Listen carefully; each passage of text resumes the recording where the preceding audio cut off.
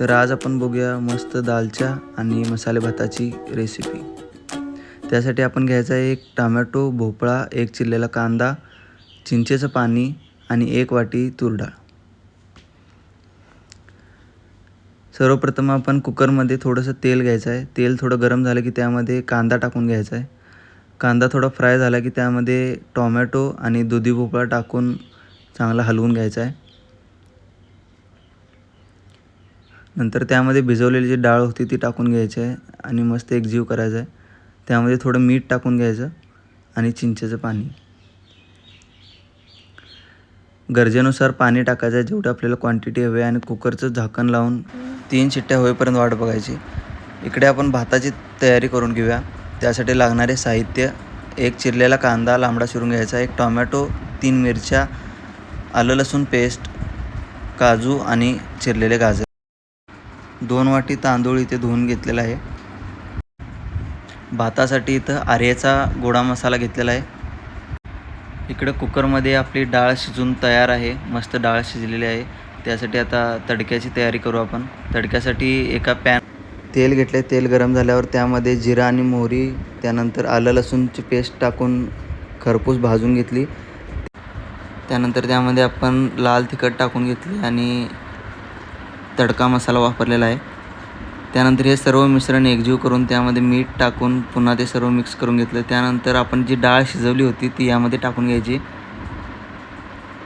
आणि जो सर्व मसाला आहे तो पूर्ण डाळीमध्ये एकजीव करून घ्यायचा आणि डाळीला थोडा कट येण्यासाठी वाट बघायची।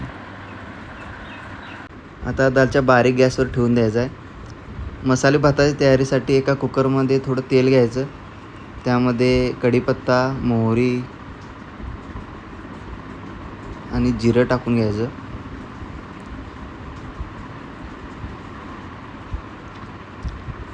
त्यानंतर आपण जो बारीक चिरलेला लांबडा कांदा होता तो टाकून घ्यायचा, तेलामध्ये सगळं मिक्स करून घ्यायचं। त्यानंतर मिरची आणि आलं लसूण पेस्ट टाकून घ्यायचे।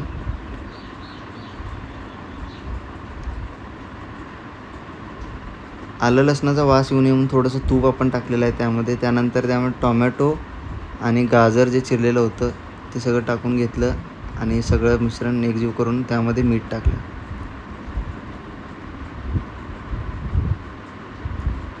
भिजवून ठेवलेलं तांदूळ या मिश्रणामध्ये टाकायचं आणि सर्व एकजीव करून घ्यायचं आहे।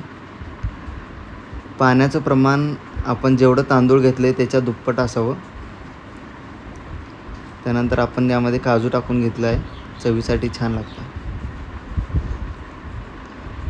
कुकरचं झाकण लावून मीडियम फ्लेमवर 3 शिट्ट्या द्यायच्या आहेत। त्यानंतर आपला भात तयार होईल।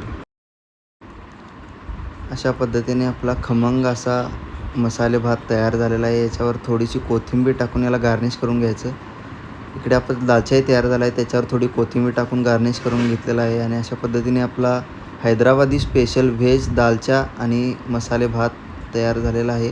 आपण बघू शकता अप्रतिम असा फुललेला आहे भात।